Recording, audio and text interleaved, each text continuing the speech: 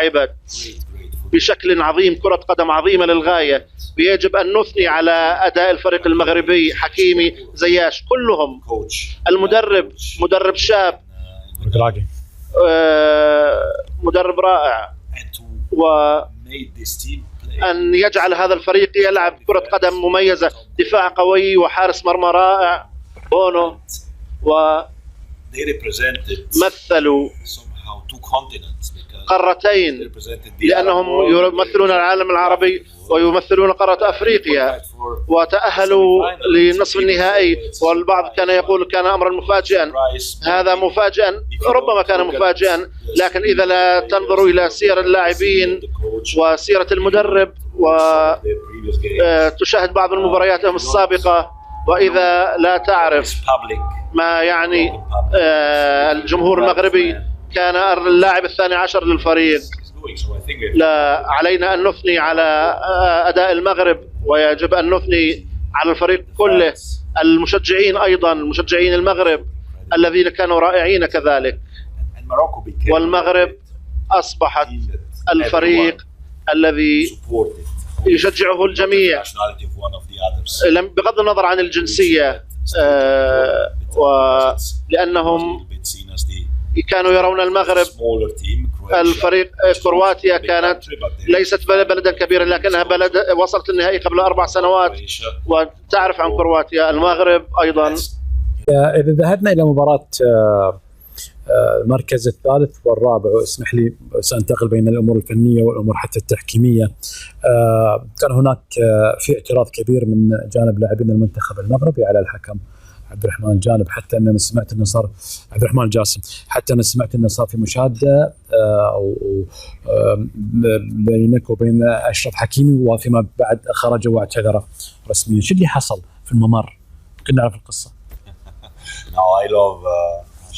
أنا أحب أشرف حكيمي بالطبع، إنه لاعب عظيم،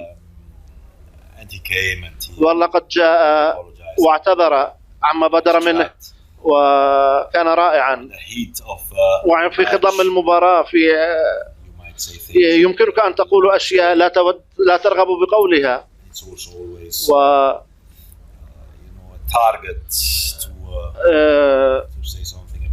كان يهدف أن يقول شيئا عن الحكم، لكنني أعتقد يجب أن نركز أفضل على الأداء الرائع للمغرب.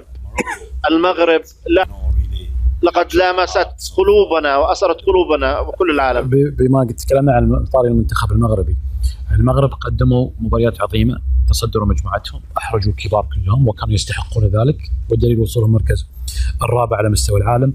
المنتخب التونسي فاز على منتخب حامل اللقب، المنتخب الفرنسي، المنتخب السعودي فاز على المنتخب الأرجنتيني، وعفوا يعني مش اللي الفوز والله اللي الواحد يقول بالحظ، لا، فوز بكل معنى الكلمة، يعني بحق، باستحقاق. مكتسبات نعتبرها؟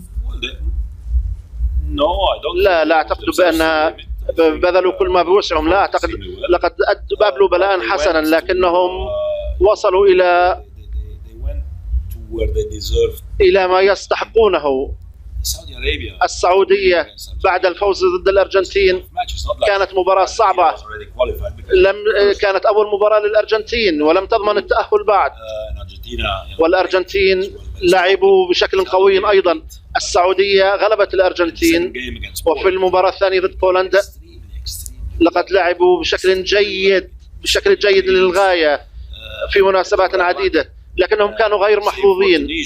والأمر حصل مع تونس، وفي النهاية فقدوا القليل. وأعتقد وهذا من خلال خبرتي في السنة الماضية عندما تنظم بطولة العرب، أعتقد بأن كرة القدم العربية سواء في شمال أفريقيا أو الشرق الأوسط هي من كرات القدم التي في تطور مستمر وستبهرنا في المستقبل. وعندما نرى العاطفة التي تجتاح المنطقة باتجاه كرة القدم في منطقة الشرق الأوسط وشمال أفريقيا، وترى المواهب الموجودة هناك أيضا.